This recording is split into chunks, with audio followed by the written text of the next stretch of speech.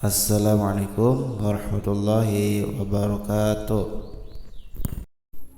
Alhamdulillahilladzi an'amna bi ni'matil iman wal islam wa nusalli wa nusallimu ala khairil anam sayyidina Muhammadin wa ala alihi wa sahbihi ajmain, amma ba'du. Segala puji hanya milik Allah. Salawat serta salam semoga tetap tercurahkan kepada Nabi kita, Nabi Muhammad sallallahu alaihi wasallam. Tidak lupa kepada keluarganya, para sahabatnya, para tabi'in-tabi'innya, dan khususnya bagi kita semua sebagai umatnya. Semoga kita mendapatkan syafaatul ujma kelak di yaumil akhir. Amin ya rabbal alamin. Selamat menjalankan ibadah puasa untuk hari kedua ini. Semoga kita dilancarkan, disehatkan jasmani maupun rohani untuk hari-hari berikutnya, dan kita bisa menuntaskan, menyempurnakan ibadah puasa tahun ini selama 30 hari atau 1 bulan penuh, dan kita diberikan kekuatan untuk menahan hawa nafsu, menjaga diri, dan lain sebagainya. Untuk hari kedua ini kita akan membahas tentang rukun iman. Jadi jika hari kemarin kita membahas rukun Islam, maka untuk hari ini atau hari kedua ini kita akan menjelaskan tentang rukun iman. Nah, untuk rukun iman tersebut mungkin kita sudah pernah menghafalnya waktu SD, bahkan ketika TK. Jadi rukun iman itu dari dulu sampai sekarang tidak berubah.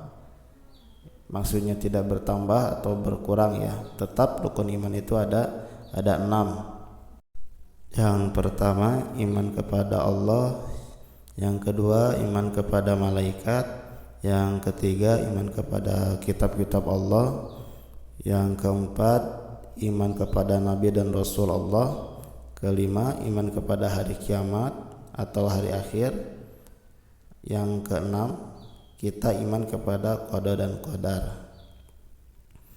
Nah, untuk iman kepada Allah, yaitu iman yang pertama, kita itu harus mengetahui tentang sifat wajib bagi Allah.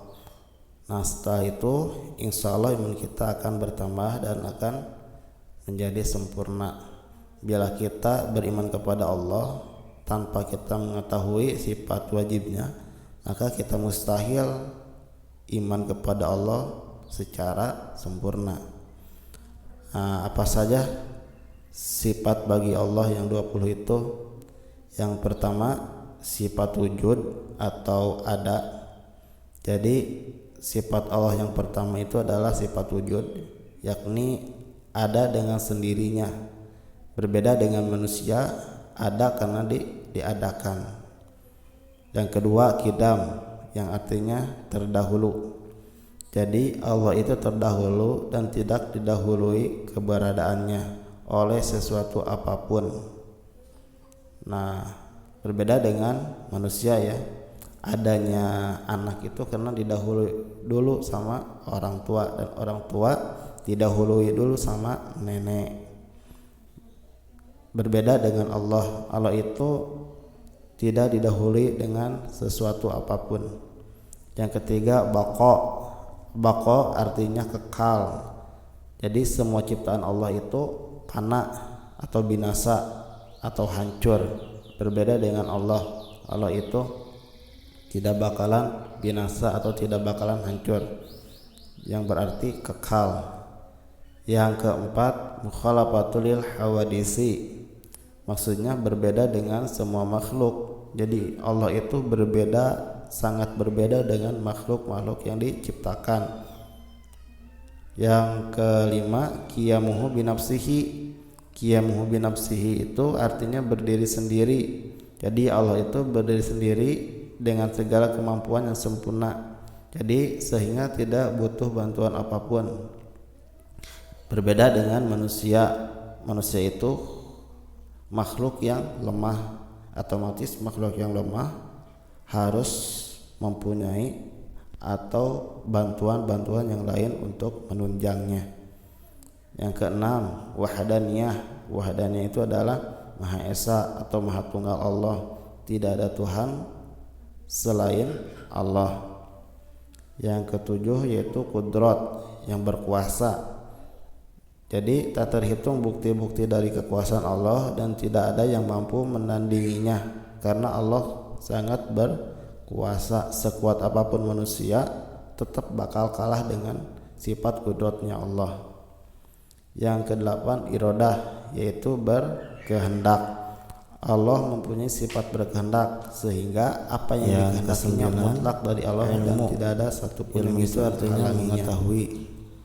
Jadi manusia perlu belajar supaya mendapat pengetahuan dan ilmu, tetapi berbeda dengan Allah, karena Allah mengetahui segala apapun yang terjadi di langit dan di bumi. Sesungguhnya Allah Maha mengetahui segala sesuatu. Itu kan ada di dalam surat Al-Mujadalah ayat 7. Terus yang ke-10 hayat. Hayat artinya hidup atau maha hidup, sebab hanya Allah yang kekal dan abadi.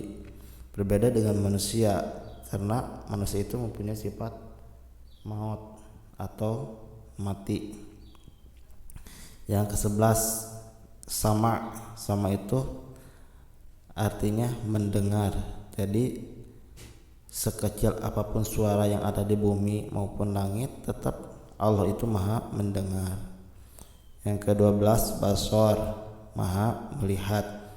Jadi segala sesuatu apapun, barang yang paling kecil yang ada di bumi pasti terlihat oleh Allah, karena Allah mempunyai sifat al-basor. Al-basornya Allah, melihatnya Allah tanpa batas. Berbeda dengan manusia. Kalau manusia itu mempunyai jarak khusus untuk bisa melihat. Bahkan manusia itu mempunyai penyakit min itu kan terbatas terhadap penglihatannya. Yang ke-13 kalam. Kalam itu artinya berkata atau berfirman. Jadi tidak seperti manusia yang perlu belajar terlebih dahulu. Berbeda dengan Allah. Allah berkomunikasi dengan bahasanya yang disebut kalamullah atau firman Allah. Allah berfirman melalui kitab yang diturunkan oleh perantara para nabi. Nah, contohnya Al-Quran menjadi tanda keberadaan Allah dan bukti bahwa Allah berkata-kata atau berfirman. Yang ke-14 Qadiron, maha kuasa.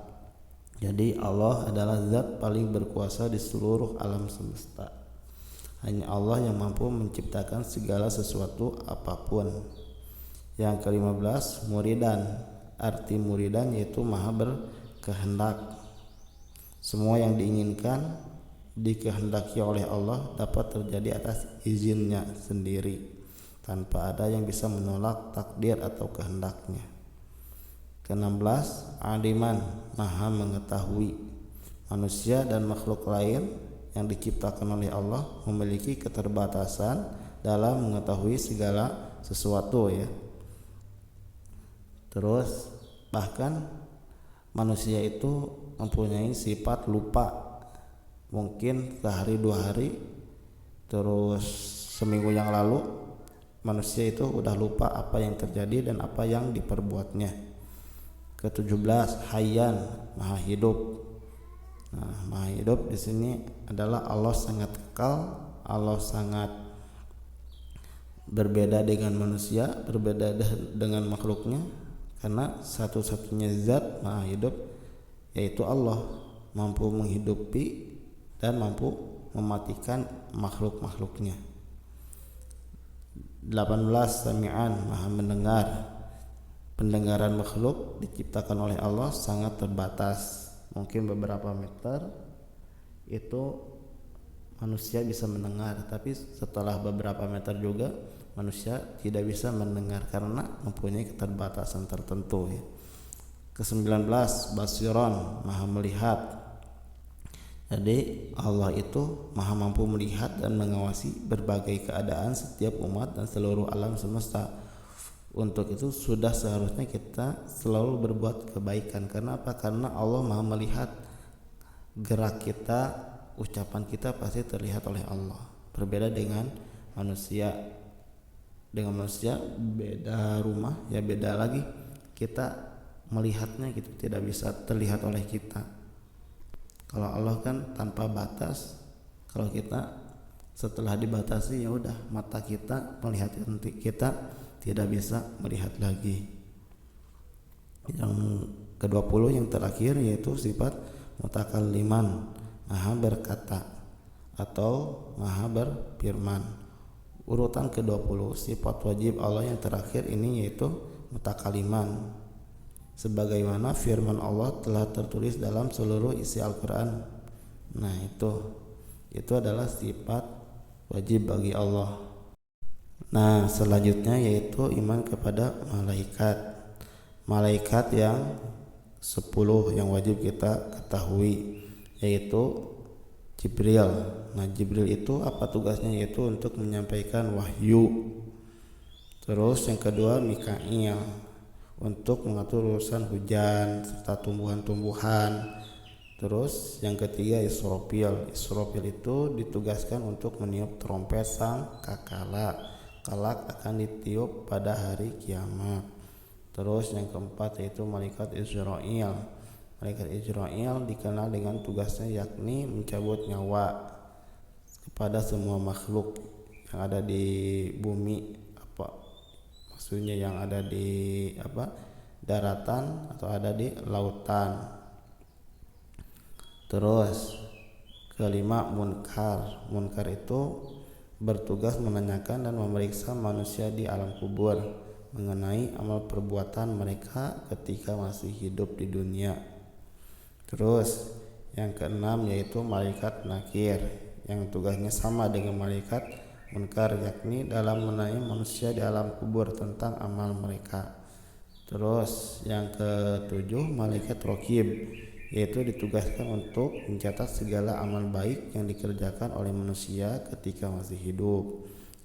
Yang kedelapan malaikat atid, yaitu kebalikan dari malaikat raqib tadi. Kalau malaikat raqib adalah menciptakan, bukan menciptakan tapi menuliskan amal baik, sedangkan malaikat atid itu bertugas untuk mencatat amal buruk manusia ketika masih hidup.